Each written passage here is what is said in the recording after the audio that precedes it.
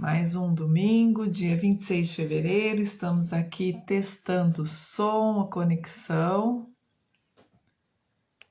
Vamos ver se está tudo certo com o som. Sim? Muito bem. Bom dia, Marcelo. Daqui a pouquinho, menos de um minuto, iniciaremos. Bom dia, Sabrina, seja bem-vinda. Acho que é Sabrina, né, que tá aí? Oi, Dani, bom dia, seja bem-vinda. Mais uns segundinhos já iniciaremos, 10 horas em ponto. 10 horas pontualmente, oficialmente bom dia a todos, sejam bem-vindos. Vamos iniciar a live com o livro desta semana, que será também o livro da semana que vem. Esse livro é maravilhoso, claro que eu sou suspeita em falar por estar trazendo o livro para vocês, mas ele é muito detalhado, tem muita técnica. Sabrina, que bom que é você. Seja bem-vinda, é bom ter você aqui comigo, com a gente.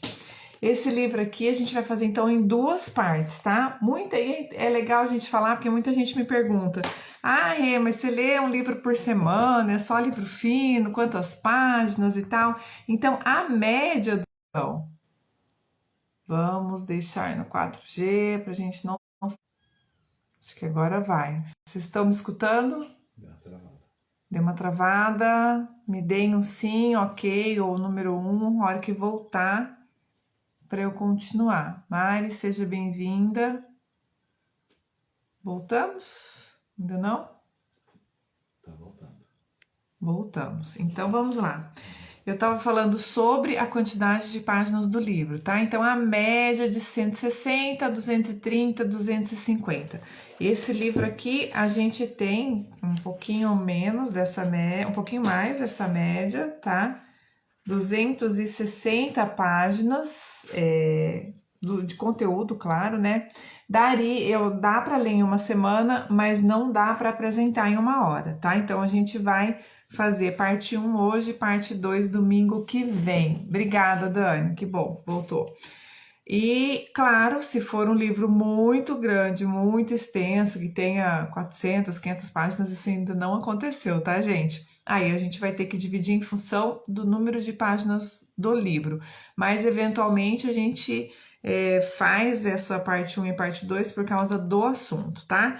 Então, hoje nós vamos falar de hábitos, ou sobre hábitos, que é o mais importante, né? Bom dia, Fran, seja bem-vinda. Esse livro é um guia descomplicado, ele é super prático, super didático, é gostoso de ler.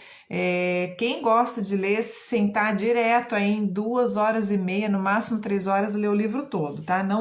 A gente não vê a hora passar, é muito rápido e muito gostoso de ler, parece de fato que você está conversando com o autor. O autor é o James Clear.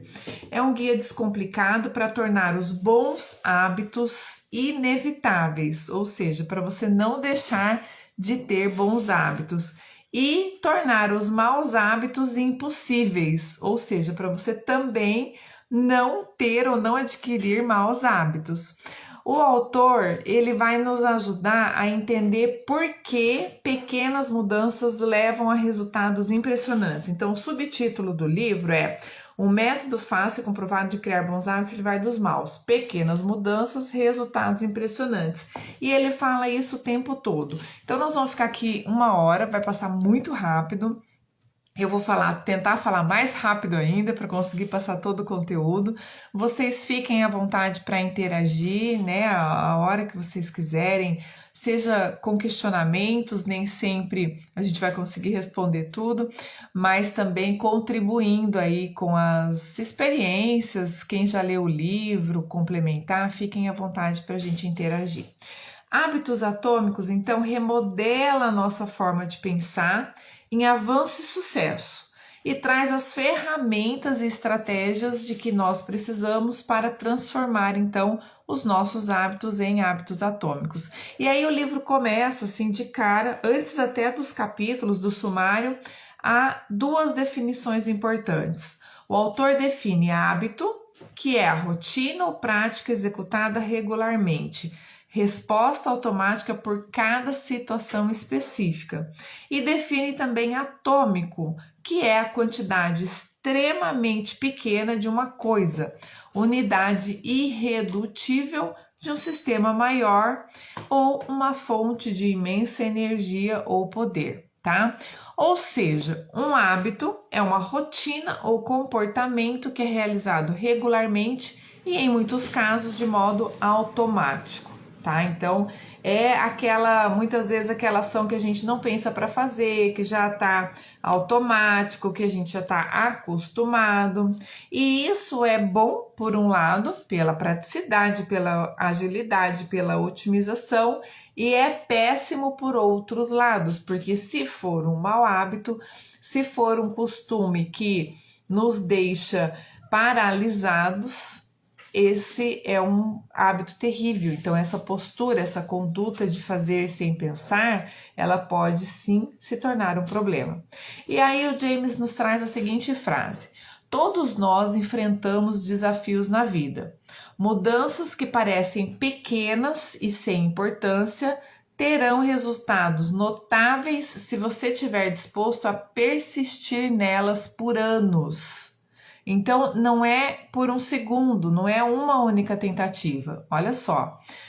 Mudanças que parecem pequenas e sem importância terão resultados notáveis se você estiver disposto a persistir nelas por anos. Todos lidamos com contratempos, mas em longo prazo, a qualidade de nossas vidas depende da qualidade de nossos hábitos. É uma questão de dependência ou interdependência, né? Com melhores hábitos, tudo é possível. Bom dia, Fran, bom dia, Fer, sejam bem-vindas. Pequenos hábitos, então, ajudam a alcançar o nosso potencial. Por isso, é extremamente necessário que nós queiramos construir hábitos melhores por toda a vida. Então, dentro de um processo humano, evolutivo, de consciência, querendo melhorar e aprender sempre, é importante que a gente queira também melhorar os nossos hábitos. Por quê? Em algum momento aqui da live eu vou trazer que o autor coloca a questão de quem nós somos, da nossa personalidade, da nossa identidade. E a nossa identidade é formada pelos nossos hábitos. Eu já estou atropelando aqui. Então vamos lá, construindo ali dentro da sequência do livro, né? Por que pequenas mudanças fazem uma grande diferença? Ele faz também a correlação do nosso processo biológico e principalmente da nossa forma de funcionar cerebralmente, tá? É muito fácil superestimar a importância de um momento decisivo e subestimar o valor das pequenas melhorias diárias. Esse é um modus operandi natural humano. Muitas vezes nos convencemos de que um grande sucesso requer uma grande ação. E muitas vezes também a gente acha que um sucesso acontece por um acaso, que um resultado positivo é um ato de sorte, e a gente tende a não valorizar o processo e a construção de tudo que a gente fez, de tudo que a gente movimentou para que aquele resultado fosse possível. Então nós precisamos definitivamente aprender e compreender por que os hábitos fazem a diferença na nossa vida. E aí James nos traz a seguinte afirmação: melhorar 1% pode ser muito significativo, principalmente em longo prazo. A grande diferença que uma pequena melhoria pode fazer ao longo do prazo, ao longo do tempo, é impressionante, realmente impressionante. Ainda que pontualmente pareça imperceptível. Então a gente está falando 1%, é um pedacinho, né? Um centésimo de pedaço, vamos dizer assim, de algo maior. E pontualmente, num momento, aquele 1% pode ser muitas vezes imperceptível, muitas vezes até parecer irrelevante. Mas é em função daquele 1% que você vai conseguir mudar às vezes um mecanismo, ajustar, ajeitar ou implementar novos, mais vezes 1% de melhoria em cada detalhe, em cada coisa, que vai fazer com que você tenha melhores resultados e com que o sucesso seja uma permanente na sua vida, né? Então, tudo que você faz, você busca melhorar, você tenta implementar novos hábitos, hábitos atômicos que vão ser pequenas mudanças, pequenos ajustes que trarão grandes benefícios e grandes resultados para sua vida. E aí, de novo, eu cito James como está no livro. Se você conseguir ficar 1% melhor a cada dia durante um ano, acabará sendo 37 vezes melhor quando terminar. E o problema é que a recíproca também é verdadeira. Se você ficar pior 1% ao dia, você definitivamente acabará muito pior ao longo do ano. Então, os efeitos de pequenos hábitos, eles sim se acumulam com o tempo, sejam eles positivos ou negativos. E aí o James traz uma frase que eu vou colocar aqui no meu quadro dos sonhos também.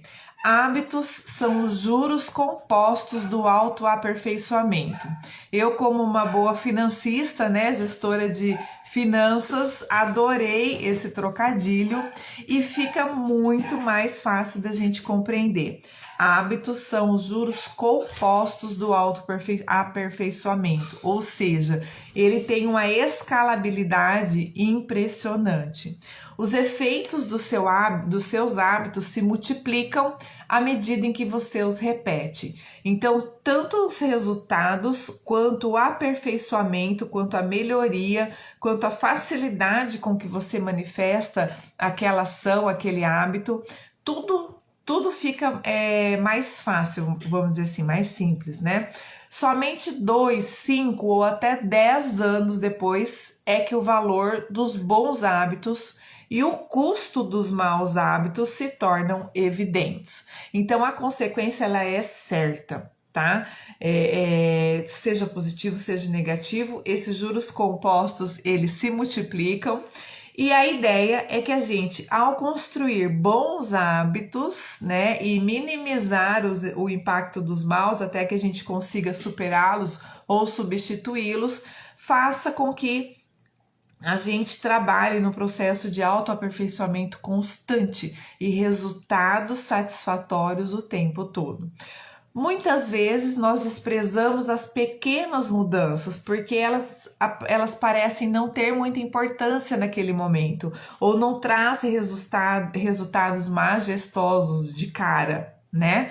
Fazemos pequenas mudanças, mas como os resultados nem sempre aparecem tão rápido, né? Não vêm rapidamente, a gente volta às nossas rotinas anteriores, os nossos velhos hábitos. Ou seja, tem uma amiga minha que ela fala assim, ó, a diferença de quem conseguiu e quem não conseguiu é apenas quem desistiu primeiro, né? Ou quem desistiu, quem já desistiu, porque quem não desiste consegue, chega ao resultado. Infelizmente, o ritmo lento da transformação também facilita que um mau hábito volte, né? Então, essa condição de a gente ser imediatista, querer o resultado para ontem, começar... Ele dá muitos exemplos o tempo todo, né? Então, a gente começar a academia hoje e tá querer ter o corpo perfeito em uma semana, isso não vai acontecer, né? É o acúmulo de muitos erros que em algum momento gera problemas. É o acúmulo de muitos acertos que em algum momento gera sucesso, tá? Então, ele faz analogia, né, de quanto a gente melhora 1% e traz também a sua antítese, né, o seu outro oposto. Quando repetimos, aí uma citação, tá, do James, quando repetimos 1% de erro, dia após dia, reproduzindo más decisões, duplicando pequenos erros e racionalizando pequenas desculpas, as pequenas escolhas viram resultados tóxicos. E aí, de novo, a gente vem com aquele pensamento, né? Você está tendo aí convivências tóxicas, resultados negativos, situações que estão te desafiando nesse momento. Reveja o que você está fazendo. Reveja os seus hábitos. Reveja o que você está dizendo para as pessoas, né, ou como você está dizendo para as pessoas as formas como elas devem te tratar. É a gente que dá essa autorização, tá? Bom, então, bom dia, Ellie, seja bem-vinda. Acho que é a Elaine ali, né? Fazer uma escolha que seja 1% para melhor ou para pior parece insignificante no momento, mas são essas escolhas que determinam a diferença entre quem você é e quem você poderia ser, ou quem você gostaria de ser. O sucesso, então, é o resultado de hábitos diários, não de transformações únicas na vida. Não é sorte, não acontece por um acaso, é uma construção, muitas vezes de anos, que trazem o resultado que a gente construiu, né? Que a gente esperou, que a gente desejou, que a gente fez para acontecer. Se os seus hábitos não mudarem, seus resultados não serão bons, pois os seus resultados são uma mensuração tardia dos seus hábitos, tá? Você colhe exatamente aquilo que você planta e cultiva. Acho que essa frase aí, ela é famosa, né? A gente já tá cansado de escutar, ver aí em vários livros, televisão, lives e muitos ensinamentos. E aí o James fala o seguinte pra gente: o tempo, ele amplia a margem entre o sucesso e o fracasso. Ele multiplicará aquilo que você cultiva. Bons hábitos transformam o tempo em aliado. Maus hábitos o tornam seu inimigo. Então, o tempo é um importante coadjuvante para os nossos resultados, né? Para o nosso sucesso ou para o nosso fracasso. Se você construir ao longo do tempo bons hábitos, ele vai ser o seu aliado. Em consequência, se você construir maus hábitos, ele vai ser o seu inimigo, tá? Seus hábitos podem se acumular a seu favor, ou seja, você pode ter um acúmulo de produtividade, acúmulo de conhecimento, acúmulo de relacionamentos. Aqui no livro, ele tem uma tabelinha, aqui ó, é bem no comecinho, na página 19, desses acúmulos, tá? Depois vale a pena ler aí, quem tem um livro, quem for adquirir. Então, os hábitos, eles podem, né, se acumular a seu favor ou contra você. Então, se forem bons hábitos, eles vão acumular ao seu favor, né? Até a sua produção, a produtividade, seu conhecimento, seus relacionamentos. Ou, se forem maus hábitos, eles vão acumular contra você. Acúmulo de estresse, acúmulo de pensamentos negativos, acúmulo de indignação. E aí também a gente tem alguns parâmetros para você pensar e ver, né, o que você precisa mexer na sua vida. Se você está tendo um acúmulo de estresse, um acúmulo de indignação, de revolta, de pensamentos negativos, espera aí.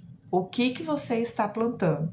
Quais são os hábitos que está fazendo o seu comportamento ser contra você mesmo? Né? Não é contra os outros. Imagina o reflexo na vida dos outros, né? Mas principalmente o que importa nesse momento é contra você mesmo. Momentos revolucionários são muitas vezes o resultado de várias ações anteriores, que criam o potencial necessário para desencadear uma grande mudança. Fazemos pequenas mudanças e, ao não vermos os resultados tangíveis, decidimos parar. Aí é o grande problema.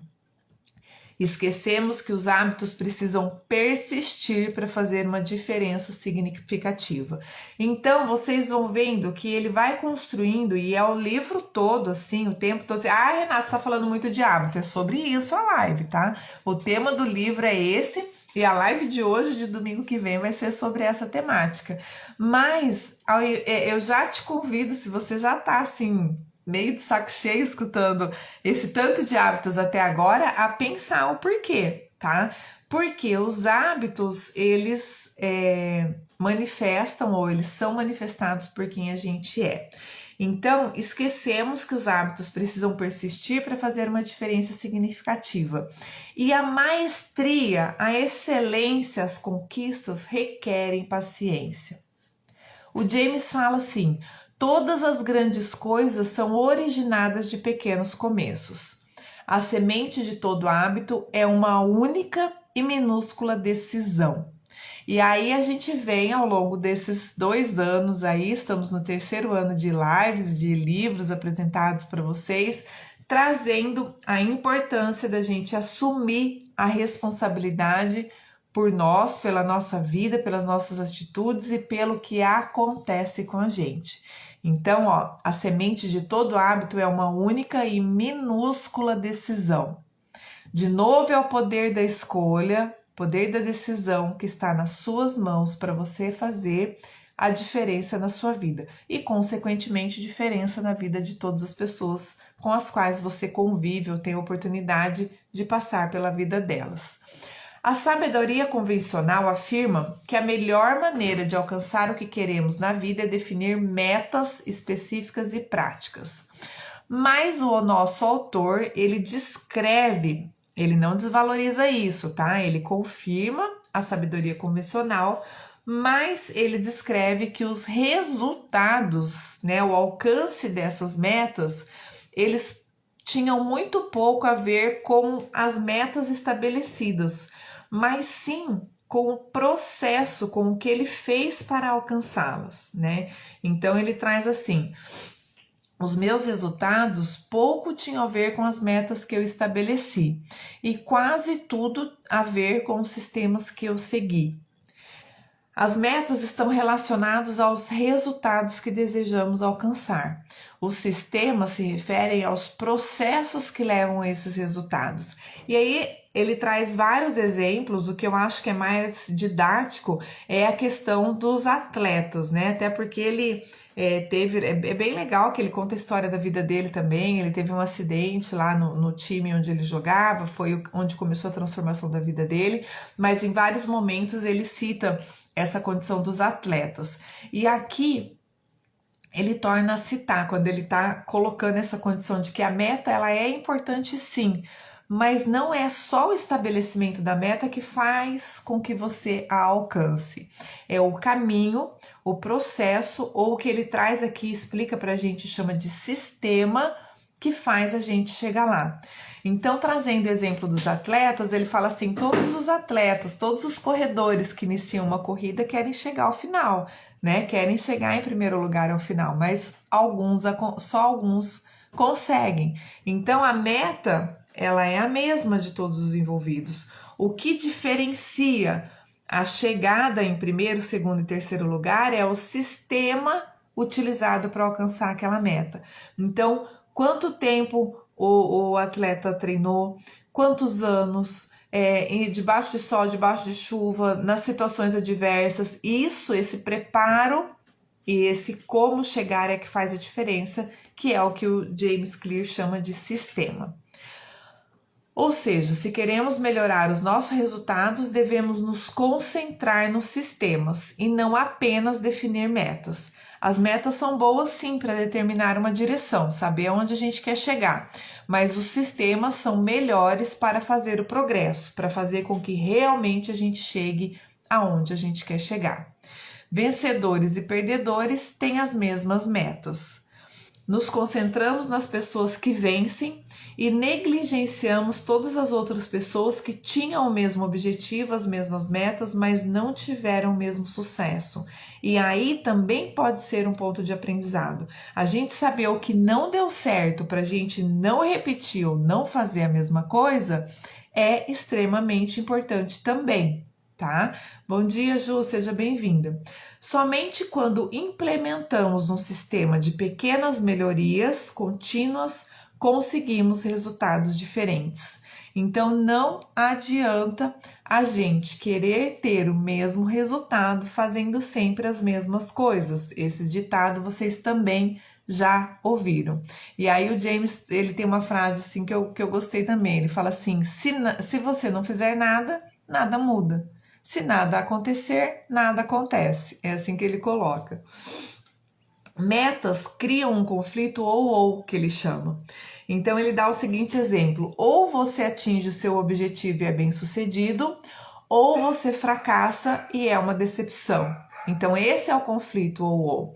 Mentalmente, você se enquadra numa versão restrita de felicidade. Por quê? Porque se você não atingir o seu objetivo e não for bem-sucedido, quer dizer que você é um fracassado, é uma decepção. E aí você se torna uma pessoa infeliz, amarga, triste, achando que nada mais valeu de um único resultado, de um único experimento na sua vida. Então eu cito James de novo aqui, quando ele fala assim: não faz sentido restringir a sua satisfação a um cenário quando existem muitos caminhos para o sucesso. Uma mentalidade focada no sistema oferece o antídoto. Então, se o seu foco não for só a meta, mas né, é o processo, o caminho para que ela aconteça, tudo vai fazer a diferença. Quando você se apaixona pelo processo e não pelo resultado, pelo produto, não precisa esperar para se dar ao luxo de ser feliz. Ou seja, você curte o momento, como eu gosto de dizer, né? E você aproveita as oportunidades de todas as experiências, de todo o aprendizado, de todos os contatos, de tudo aquilo que você construiu ao longo do processo, ao longo do sistema para chegar ao resultado almejado. Quando todo o trabalho árduo está concentrado em uma meta específica, o que restará para impulsioná-la depois de ser alcançada? É por isso que muitas pessoas se veem retomando os velhos hábitos depois de realizar um objetivo. E então a gente traz a questão do hábito atômico de novo. Um hábito atômico se refere a uma pequena mudança, um ganho marginal, um aprimoramento de apenas 1%. São pequenos hábitos que fazem parte de um sistema maior. E esses dias até acho que teve a ver com o livro das semanas passadas, que a gente estava falando para recortar, né, um problema. Você tem um problema muito grande que você não sabe nem por onde começar, recorta, né, a solução daquele problema, ou o que você precisa fazer para resolver aquele problema em pedaços menores e faça uma de cada vez. Isso é trabalhar ou agir ou se manifestar através da vivência dos hábitos atômicos. Mudar os nossos hábitos é difícil por duas razões. Primeiro, porque tentamos mudar a coisa errada. Segundo, porque tentamos mudar os nossos hábitos de maneira errada.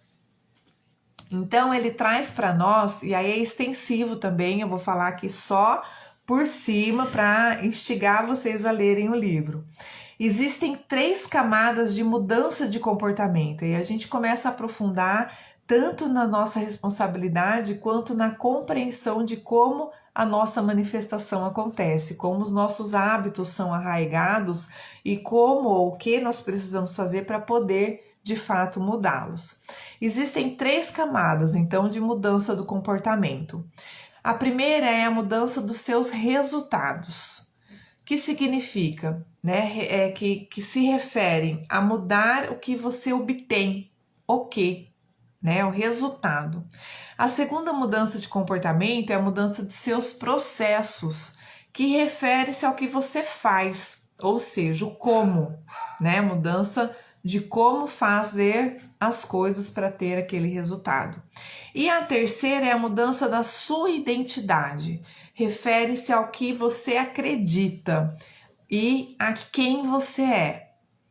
E é essa mudança que a gente vai aprofundar e vai trazer mais aqui, porque é através da mudança da sua identidade que os hábitos atômicos vão te ajudar a ter melhores resultados, a fazer de você uma pessoa melhor. Então, o James traz que todos os níveis são úteis à sua maneira, né? Se você quer um resultado, a mudança no resultado, o foco, às vezes temporário, pode fazer você chegar lá. Você precisa saber aonde você quer chegar. O problema é que a direção é a direção que a mudança segue. Então, muitas vezes a gente se perde no meio do caminho. E aí ele traz e reforça que a condição ideal seria criar hábitos baseados em identidade. E assim começarmos então nos concentrando em quem realmente desejamos nos tornar. É importante nós sabermos, né, quem nós somos e o que nós queremos ser, o que nós precisamos mudar. Senão também a gente vai começar a mudar tudo a qualquer hora, a qualquer momento, e podemos não ficar satisfeitos com os resultados igualmente, né? Bom dia, Jéssica, seja bem-vinda.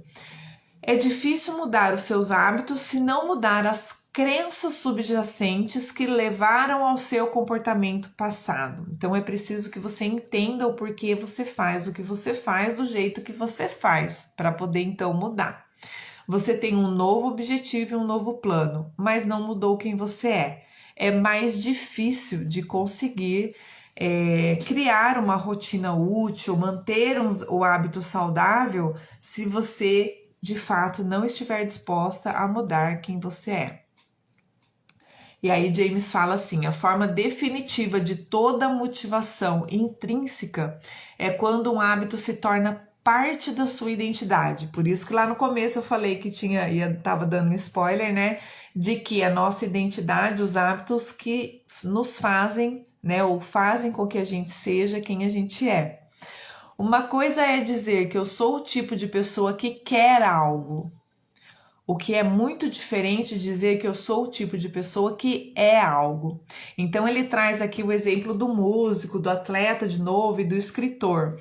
Então ele fala assim, uma pessoa fala, eu quero ser escritor um dia, e fica com aquela meta, com aquele sonho na cabeça sem fazer nada, sem ler, sem escrever nenhuma página por dia. Quando que isso vai acontecer? Como que ele vai implementar hábitos se aquilo que ele quer é um futuro muito distante?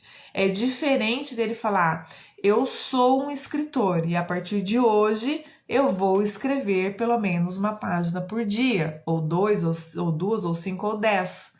Então, é diferente de, eu quero ir para academia e a partir de hoje eu sou uma atleta, eu vou para academia, eu vou correr, eu vou jogar beach vôlei, eu vou fazer o que eu tiver que fazer, ou seja, o hábito que eu tiver que construir para que a minha identidade seja, então, formada e reforçada. A verdadeira mudança de comportamento é a mudança da identidade, de quem você é. Se não mudar a crença por trás do comportamento, é difícil manter as mudanças em longo prazo, né? E aí as psicólogas de plantão aí podem me ajudar se quiserem comentar.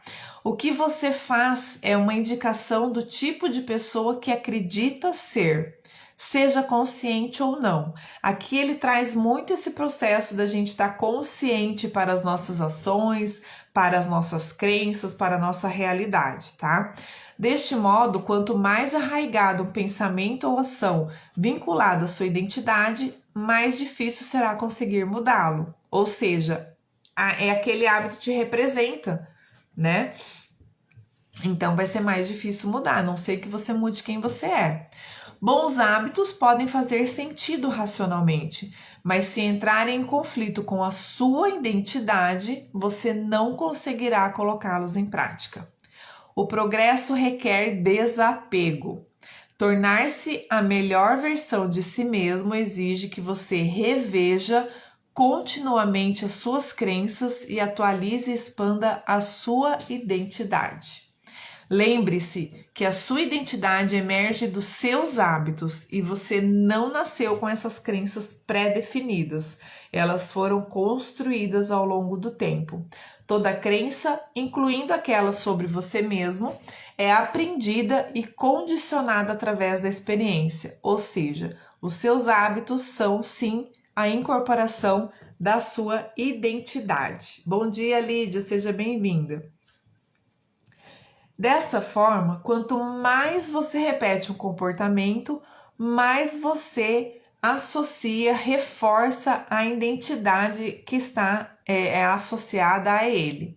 A sua identidade é literalmente o seu ser que se repete. Ou seja, é você fazendo o que você faz mais vezes e o tempo todo que transforma ou que forma quem você é.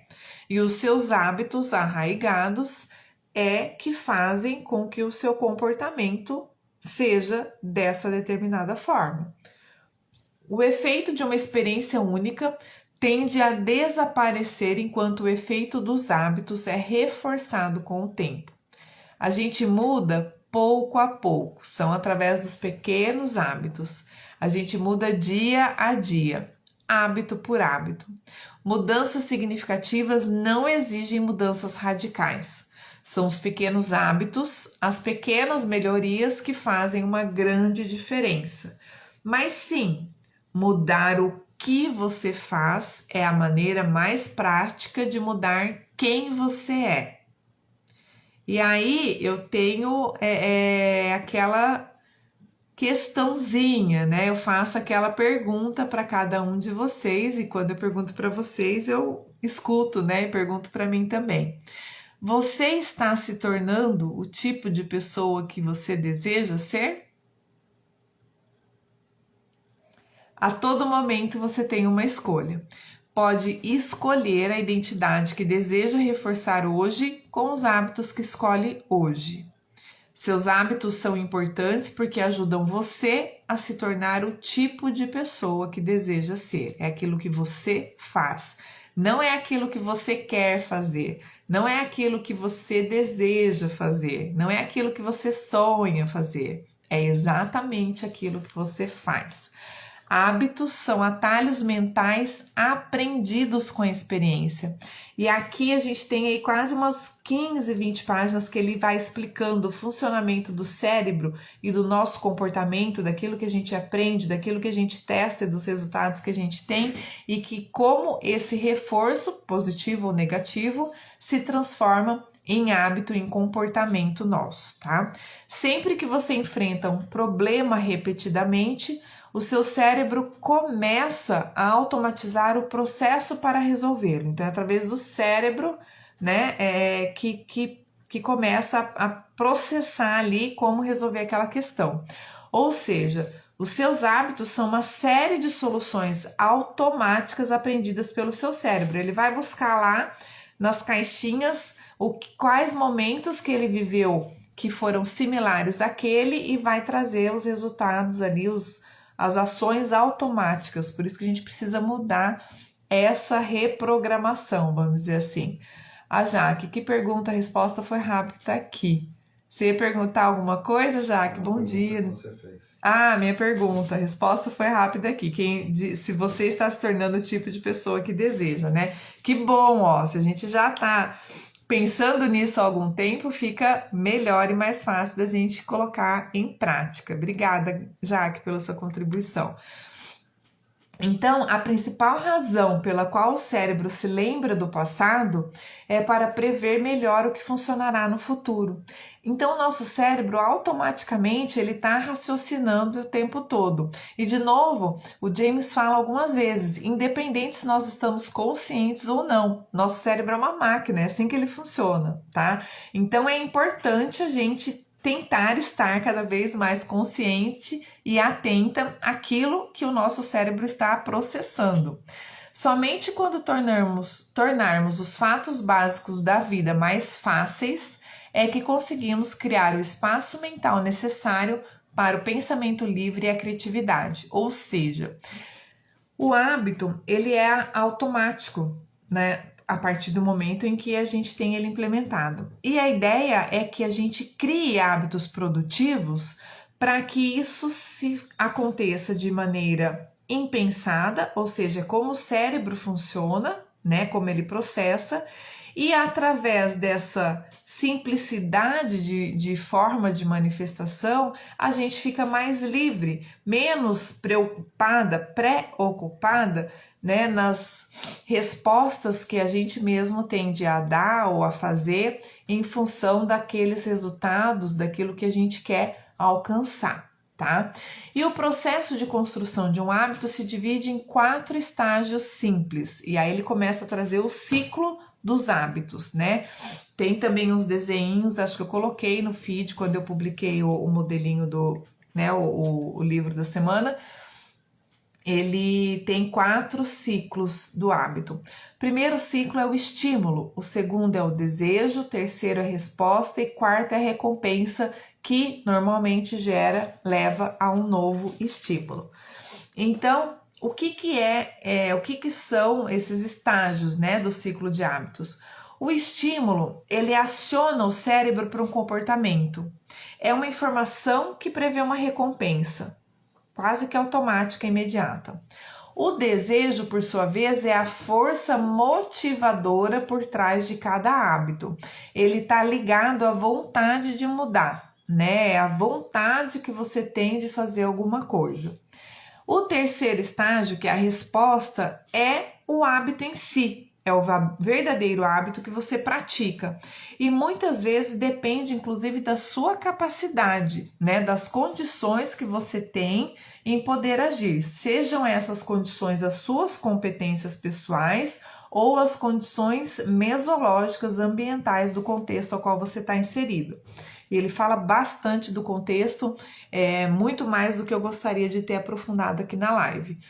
E por último, o quarto estágio, que é o estágio da recompensa, é o objetivo final de todo hábito. É sempre aquela conquista que vai nos satisfazer ou nos ensinar alguma coisa.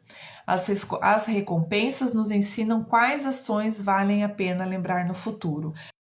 Ali é nesse estágio que o nosso cérebro começa a gravar como agir das próximas vezes que as situações forem semelhantes. Nosso cérebro é um detector de recompensas. Se um comportamento é insuficiente em qualquer um desses 4 estágios, isso não se tornará um hábito. Ou seja, para virar um hábito, ele tem que passar por esses 4 estágios. É preciso existir um estímulo, um desejo, uma resposta e uma recompensa, tá? Esse ciclo de hábitos está continuamente analisando o ambiente, prevendo o que acontecerá em seguida, experimentando diferentes respostas e aprendendo com os resultados. Então, a gente pode dividir esses 4 estágios, o autor divide os 4 estágios em 2 fases: a fase do problema e a fase da solução. A fase do problema, ela inclui o estímulo e o desejo, os 2 primeiros estágios. É quando você percebe que algo precisa mudar. E a fase da solução inclui os outros 2 estágios, o terceiro e o quarto, ou seja, a resposta e a recompensa. É quando você age e alcança a mudança que você deseja. Todo comportamento é motivado, então, pelo desejo de resolver problemas. Então, o James traz no livro, né, didaticamente, uma estrutura prática para nos ajudar a colocar em prática, para a gente usar e projetar bons hábitos, assim como a inversão dessa estrutura, que são 4 leis, ela vai nos ajudar, também uma estrutura prática para nos ajudar a nos livrarmos dos maus hábitos. Então, a gente tem 4 leis de mudança de comportamento, tá? E aí, na live de hoje, a gente vai falar da primeira e da segunda, né? Do estímulo e do desejo. As leis, elas correspondem a cada um dos estágios do ciclo de hábito. E a terceira e a quarta lei, que corresponde à resposta e à recompensa, a gente vai falar domingo que vem, tá? A gente vai continuar a partir de domingo que vem. Então, a primeira lei, ela diz o seguinte: torne o hábito claro. Ele tem que ser claro. A segunda lei, vou falar as 4 aqui rapidinhas e vamos daí fixar na primeira e na segunda. A segunda lei é: torne o hábito atraente. A terceira lei: torne o hábito fácil. E a quarta lei: torne o hábito satisfatório. Esse é um modelo, uma estrutura prática para a gente desenvolver bons hábitos, criar bons hábitos. Por sua vez, para a gente se livrar dos maus hábitos, para a gente deixar de lado os maus hábitos, a gente vai inverter essas 4 leis de mudança de comportamento. Então, a inversão, a primeira lei é: torne o hábito invisível. Se você tem um mau hábito, torne-o invisível. A inversão da segunda lei é: torne o hábito desinteressante. A inversão da terceira lei é: torne o hábito difícil. E a inversão, a quarta lei, é: torne o hábito insatisfatório. Pense em cada lei como uma alavanca que influencia o comportamento humano. E aí a gente vai falar então das 2 primeiras leis hoje. O objetivo final dos hábitos é resolver os problemas da vida com o mínimo de energia e esforços possíveis. Essa frase vale a pena também colar em algum lugar aí para a gente se lembrar o tempo todo. E aí, então, a primeira lei: torne-o claro. Um dos maiores desafios na mudança de hábitos é manter a consciência do que estamos realmente fazendo. Bom dia, Rodrigo. Bom dia, Mônica. Sejam bem-vindos. De novo, um dos maiores desafios da mudança de hábitos é manter a consciência do que estamos realmente fazendo. Deste modo, o primeiro passo para mudar o mau hábito é estar atento a ele. Uma vez que os nossos hábitos se tornam automáticos, deixamos de prestar atenção ao que estamos fazendo. Lembra que o cérebro ele responde, né? Busca ali pela recompensa e aquilo que ele já conhece. Então, os hábitos são automáticos, a gente não presta atenção nele. E se for um bom hábito, ótimo. Mas se for um mau hábito, cuidado, é um problema para a nossa manifestação. O processo de mudança de comportamento sempre começa com a consciência. Você precisa estar ciente dos seus hábitos antes de poder mudá-los. É igual a pessoa que está adoecida, né? Ela tá doente, tá com uma dorzinha aqui, outra ali, não sabe o que é, não vai ao médico, passa a semana, não quer aceitar, não é nada e tal. Daqui a pouco pode ser algo pior, algo inesperado, que se ela tivesse cuidado ali no começo já teria resolvido. Então o hábito é a mesma coisa, se a gente não sabe que ele existe, se a gente não reconhece que a gente tem, como que a gente vai mudar? Como que a gente vai classificar entre bom hábito ou mau hábito se a gente nem sabe que ele existe, não está nem prestando atenção nele? Apontar e falar é uma técnica que o James nos traz, que ele diz assim: apontar e falar leva um hábito não consciente para um nível mais consciente através da verbalização das ações. A hora que eu estava lendo, também tem umas 3, 4 páginas que ele fala e dá alguns exemplos em relação a isso.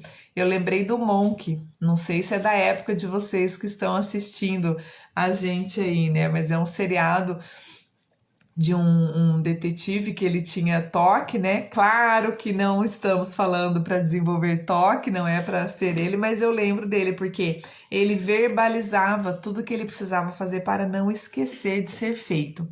Então o James ele reforça isso pra gente. Ouvir seus maus hábitos falados em voz alta faz com que as consequências pareçam mais reais. Isso aumenta o peso da ação, em vez de apenas se deixar levar pela antiga rotina. Então você criar o hábito de falar: eu vou acordar hoje, depois do banho eu vou lá me preparar para dar a live. Tenho que estar pelo menos meia hora antes frente ao computador, arrumar o celular, ver se o som tá bom, depois testar de novo e tal. Então eu vou falando, é como se eu estivesse repassando, falando, porque a fala e a própria escuta daquilo que a gente está falando faz com que a gente se torne mais consciente ou com que a gente perceba aquela rotina, aquele hábito que muitas vezes a gente faz sem pensar. A avaliação de hábitos é um exercício simples que você pode usar para se tornar mais consciente do seu comportamento. Essa avaliação de hábitos, daqui a pouco eu vou fazer um quadrinho, um resumo dessa lei, e aí eu vou dar o link para vocês da página da editora, que ele coloca lá, não tem só essa, tá? Tem vários exercícios que a gente pode baixar lá. Quando você diz em voz alta o que deve fazer, o seu hábito, aumenta a chance de que você realmente o faça. Então, além de se tornar consciente, você provavelmente vai conseguir fazer aquela ação daquilo que você está falando e escutando que precisa ser feito. O processo de mudança de comportamento sempre começa com a consciência, e ele reforça isso em todos os subcapítulos, vamos dizer assim, que tem várias classificações quando ele vai falar da primeira lei, que é torne-o claro. E aí a gente fala da inversão da primeira lei, torne-o invisível. Então, se você já sabe que é um mau hábito e você quer mudar isso, né? Você quer se livrar desse mau hábito, você deve torná-lo invisível. Uma vez que um hábito é formado, é improvável que ele seja esquecido. E aí você precisa desenvolver o seu autocontrole, e as pessoas com autocontrole, com maior autocontrole ou com autocontrole elevado, tendem a gastar menos tempo em situações tentadoras. E aí a famosa frase, é mais fácil evitar do que resistir à tentação. Então, tornar o mau hábito invisível é o quê? É simplesmente não fazer, não é testar, né? Então, é mais fácil evitar do que resistir à tentação. Aqui ele traz vários exemplos nosográficos, como fumar, beber, né? Não querer levantar, sair do sofá para ir para academia, para responder os e-mails, vários contextos relacionados aos maus hábitos. Uma das maneiras mais práticas de eliminar um mau hábito é reduzir a exposição ao estímulo que o desencadeia. Então, se você está de dieta, não vai no rodízio de pizza com os amigos. É mais fácil evitar do que resistir à tentação, tá? Né? Um exemplo simples, mas para ficar claro qual é a ideia da inversão da primeira lei. Então, aqui a gente vai fazer um quadro resumo e já vamos passar para a segunda lei, até porque o nosso tempo já está acabando. Então, como criar um bom hábito? É a primeira lei. Torne-o claro. São 4 passos que ele nos indica. Preencha a avaliação dos hábitos. Anote os seus hábitos atuais para se conscientizar deles. E aí é tarefa de casa mesmo, tá? Pegar papel e caneta, escrever lá, fazer uma lista dos seus hábitos antes de avaliá-lo. E aí a gente tem um modelinho dessas planilhas, dessas técnicas que o autor coloca pra gente lá no site da editora, www.altabooks.com.br. Minha equipe técnica vai colocar aí no chat para vocês. www.altabooks.com.br. Você vai entrar no site da editora e procurar pelo nome do livro, nome deste livro, Hábitos Atômicos. E aí você vai encontrar lá várias planilhas e várias técnicas. Segundo, use as intenções de implementação. É uma técnica que ele coloca também, que é técnica com dia e hora para ser feito. Então não é aquela assim, eu vou para academia. Eu vou para academia todos os dias às 6h30 da manhã ou às 19 horas da noite. Ou segunda, quarta e sexta, mas é ter a definição, né, a intenção de implementação, que é uma técnica também. Terceira, use o empilhamento de hábitos. A ideia aqui é você, junto com hábitos que você já faz, que você já tem, você criar um bom hábito, associando aquilo que você já faz. A tendência é ter uma facilidade disso, tá? E por fim, redesenhe o seu ambiente. Torne os estímulos dos bons hábitos claros e visíveis, tá? Então você precisa aí fazer com que eles sejam, além de torná-los claros, visíveis. E como se livrar de um mau hábito? A inversão da primeira lei é reduzindo a exposição. Reduza a exposição. Remova o estilo dos maus hábitos do ambiente, tá? Seja esse mau hábito qual for. E aí, então, a gente entra na segunda lei, torne-o atraente.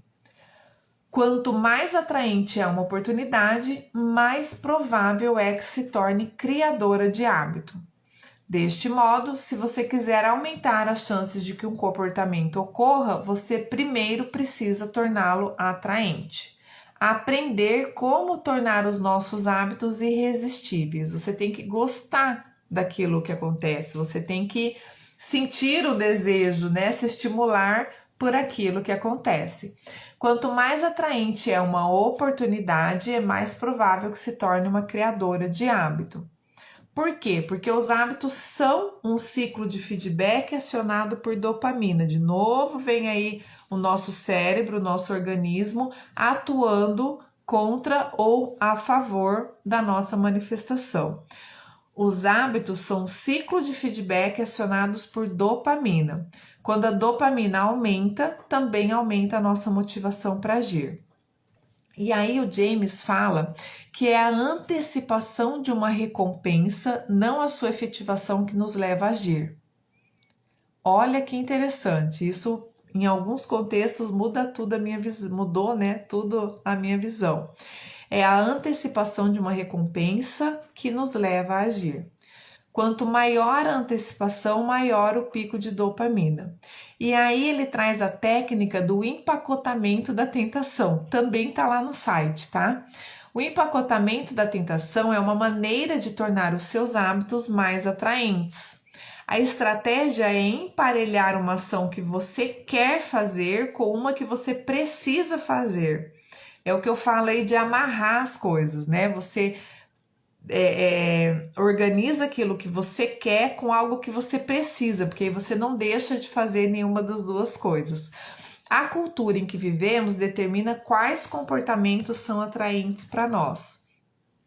Nós tendemos a adotar hábitos que são elogiados e aprovados pela nossa cultura, porque temos um forte desejo de pertencer a um grupo, o que o autor chama de tribo muitas vezes. Então, a gente precisa também estar atento, porque nós temos a tendência de imitar os 3 hábitos ou os hábitos de 3 grupos sociais. O grupo das pessoas mais próximas, nossos familiares ou amigos, o grupo da maioria, né, ou seja, da nossa tribo, da nossa cultura, e o grupo dos poderosos, aqueles que têm status e prestígio. E aí eu vou citar o James de novo, já encaminhando aqui para o final, igualzinho ele escreve no livro. A coisa mais eficaz que você pode fazer para construir hábitos melhores é juntar-se a uma cultura em que o seu comportamento desejado é o padrão e você já tem algo em comum com aquele grupo. É aquele famoso ditado para você se relacionar com pessoas iguais ou melhores do que você, de preferência que sejam melhores. O comportamento normal do grupo frequentemente supera o que o indivíduo deseja. Se você tiver com pessoas piores do que você, isso pode ser um problema, porque na maioria das vezes, quando estamos em grupo, nós preferimos estar errados com a multidão do que certo sozinho. Em função da necessidade de ser aceito, a gente vai na valsa. Bom dia, Márcia, seja bem-vindo, tá? Então, se um comportamento pode nos levar à aprovação, respeito e ao enaltecimento, nós os achamos atraente. E nós não queremos ser julgados. Por isso que muitas vezes nós vamos junto com o grupo, mesmo que a gente discorde da maioria das pessoas, se não todas. A recompensa de ser aceito é maior do que a recompensa de ganhar uma discussão, parecer inteligente ou descobrir a verdade. Permanecer como parte de um grupo depois de alcançar uma meta é crucial para manter os seus hábitos. Então, de novo, esteja em um grupo com pessoas iguais e de preferência melhores do que você, tá? É a amizade e a comunidade que incorporam uma nova identidade e ajudam comportamentos a perdurar. Nada sustenta melhor a motivação do que pertencer a um grupo. E aí a gente vai para a inversão da segunda lei, que é tornar o mau hábito desinteressante, tá? Todo comportamento tem um desejo aparente e um motivo subjacente mais profundo. Você precisa descobrir o que está por trás desse hábito para então conseguir torná-lo desinteressante. Seus hábitos são soluções modernas para desejos antigos. Então, se você não resolveu um problema anterior, é provável que você invente, inclusive, novas formas de mantê-lo. Destaque os benefícios de evitar um mau hábito para que ele se torne pouco atraente. Os hábitos são atraentes quando os associamos a sentimentos positivos e desinteressantes quando os associamos a negativos. Crie um ritual de motivação fazendo algo de que goste imediatamente antes de um hábito difícil. Então também é uma reprogramação aí do seu cérebro, da sua mente, que o autor sugere. E aí, já nos últimos 2 minutos da live, eu vou trazer o quadro, né, comparativo da segunda lei. Então, a segunda lei diz: torne o bom hábito atraente. Então, como criar um bom hábito? Use o empacotamento das tentações. Pareie uma ação que quer fazer com uma que precisa ser feita. Todas essas técnicas estão no site, o Marcelo colocou aí pra gente, obrigada, meu bem, www.altabooks.com.br. Com o nome do livro, você consegue acessar essas planilhas, esses modelos. Junte-se a uma cultura em que seu comportamento desejado seja o padrão. Segunda ação para tornar o hábito atraente, para criar um bom hábito. E por fim, crie um ritual de motivação. Faça algo de que goste antes de um hábito difícil. E a única regra para a inversão da segunda lei, para ajudá-lo a se livrar de um mau hábito e torná-lo desinteressante, é reestruture a sua atitude mental. Ressalte os benefícios de evitar os maus hábitos para você mesma, tá? E aí, então, a gente finaliza a live de hoje, lembrando que semana que vem a gente volta com o mesmo livro, porque nós vamos falar da terceira e da quarta lei e das conclusões e das ideias aí dos experimentos do autor, tá bom? Obrigado a todos. Eu quero lembrá-los que nós já estamos com o canal do YouTube. Eu estou finalizando as lives de 2021, postando lá no canal. Em março eu vou fazer a de 2022, acho que nas 2 primeiras semanas. E em março ainda a gente quer começar a transmitir as lives pelo YouTube, tá? Já atualizar de 2023 e começar a transmitir por lá. Então, vá, assista as lives lá no YouTube, as antigas, se você perdeu, curta o canal, passa a seguir, que vai o sininho lá avisar vocês quando eu postar uma live nova. E em breve a gente vai estar transmitindo as lives também pelo canal do YouTube, tá bom? Beijo grande, ótimo fim de domingo a todos, uma excelente semana e a gente se encontra domingo que vem.